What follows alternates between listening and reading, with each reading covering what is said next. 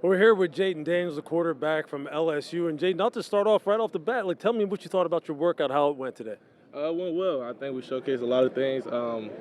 Me, obviously, and the receivers, putting everybody in best position. Some throws I want back. I wish, it felt good coming in my hand, but a little too strong. But, it was a good overall day. It looked like you really were conducting this workout. And you don't always see that from quarterbacks. A lot of times they have a quarterback coach with them. Yeah. It seemed like, you would run a couple of routes and get the guys back together and kind of talk through what you wanted to do next. Is that something you purposely wanted to take control of today? I mean, that's something I've been doing ever since I got to LSU, so it's nothing that changed. For me, it's like the same guys that I came in with. We grew up together. We all had a respect level for each other. So me and my quarterback coach, Taylor Kelly, came with a script. He was like, here, it's your script, it's your key, so, go do it. Yeah, speaking of leadership, I think, that's obviously what people want to know about quarterbacks the most. I mean, your physical skills speak for themselves. Leadership to you, if you were talking to the people out there, what does leadership to you look like? What does it mean to you? Yeah, a hard worker that got the respect and the trust of his teammates. You can't be a leader if your teammates don't respect and trust you. So at the end of the day, you gotta show that you work hard and that you care about the game of football. You care about it in the locker room at the end of the day, and then they'll follow you. Is that something like over the past 2 years that you've worked on? Is that something that you feel that you've grown into even more since you got here? Yeah, I feel like I took another step in my leadership. I always been ever since I came in. I was 18 years old at Arizona State. Leading the locker room. Had guys that are older than me, they followed me coming here, brand new start 21, and, having to regain the locker room, relearn the locker room and have everybody give my respect and my trust, and vice versa. So it's something that I've been dealing with since I was young. Through this draft process, what has been maybe one or two things that people have wanted to know about you the most? What are the questions that you keep hearing people ask you about the most? How much I weigh?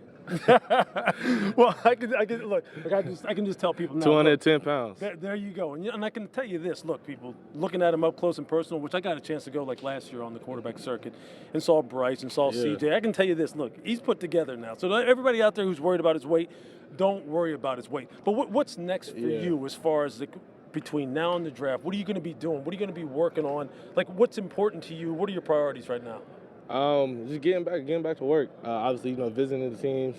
Getting all that stuff set up. But getting back to work and football now. Yeah, there you go. It's time to learn playbooks wherever I'm going. When I hear my name, learn the playbook as best as I can. And get ready for the next chapter, and that's my rookie year. Is there anything in particular? I know you're not going to say one team over another, or at least I don't think you're going to say it right now. Okay, but is there anything that you like what works for Jayden Daniels? What kind of structure works for you? What do you want out of an organization? Because I think it's important for you to interview them as much as they're interviewing you. So what do you want? What are you looking for? I mean, an organization that's going to invest in me. Obviously, they're investing a lot of money in me, but on and off the field, as a person, as a man, that's something that LSU did here. Arizona State did. Coming at 18, they invested in me as a young man. Coming to LSU, they invested in me as a man. And show that I'm the guy. They're going to do everything in their power to make me successful. And then from there, it's just about me putting in the work. I bet on myself every time. Well, I can just tell you this, folks. Look, I said it a couple weeks ago, and I'm going to say it again now. If I'm investing in a quarterback, I'm investing in this one. This guy's going to have a hell of a career. Back to you. Lewis, Jayden, thank you. Back with Dan Orlovsky. And we were talking about it a second ago. The one thing that the NFL scouts are going to want to know, and Jayden just admitted it, is his weight. Yeah.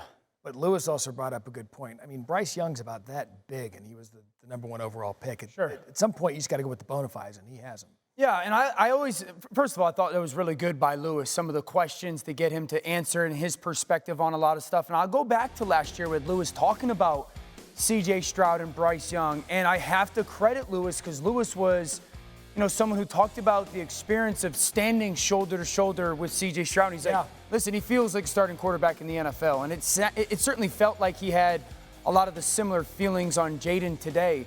I liked out of Jayden because, when Lewis asked him, what are the questions you're getting? My weight. So he's obviously conscious of it and aware of it.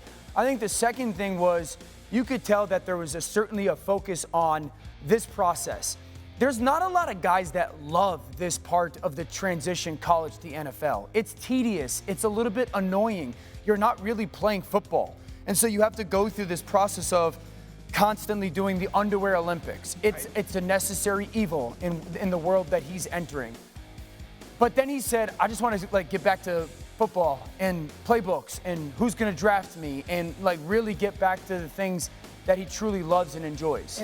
And that includes playing quarterback. What did you make of some of the throws that we saw from the Wolves? I mean, every throw that we've seen outside of one 50-plus yard post has been perfect. I think what you see, and I'll reference this in something that I've talked about a lot, is there's so many different kinds of throws on his tape. Sometimes he needs to step into a football and absolutely rip it. It's there. Sometimes there has to be touch on crossing routes. It's there. Sometimes he goes through a little fake and the ball has to be down to a check down to a back. And a lot of people overlook those throws because that check down in college football, if it's an okay throw, can go for 20. If it's an okay throw in the NFL, goes for 4. Instead of a really good throw, goes for 12. And all of that matters. That's why I constantly harp on the ball placement. So I saw a plethora of types of throws and then the placement of those throws. Lewis asked it, and I'm going to get your take on it, being a former NFL quarterback.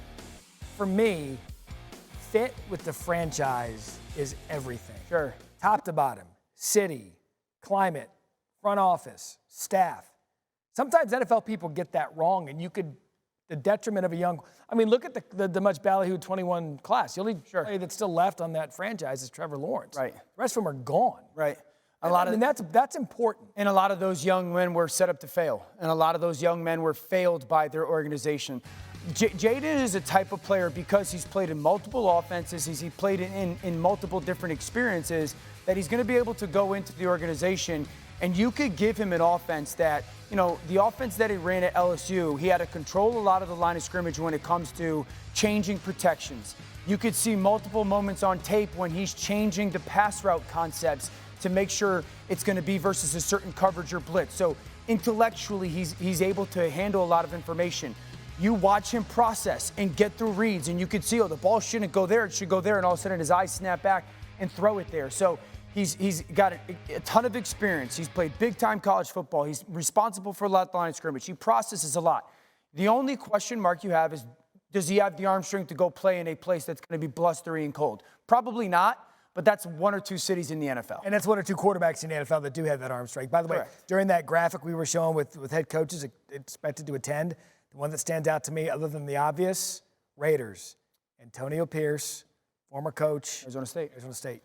Minnesota. Could be a connection. Minnesota, I expect to try to go up. I expect Washington to take them at 2 if they don't trade down. New England, certainly, and then the Raiders. I think the Raiders could come up and get him, and that'd be a good fit, indoor, warm weather climate. We'll find out. But as I said, LSU, so much talent there today. Malik Neighbors, one of them is all-time the leader. Look, if you want an NFL player, go hang out in Baton Rouge, because those are the guys right there that are we're going to hear from come draft night. And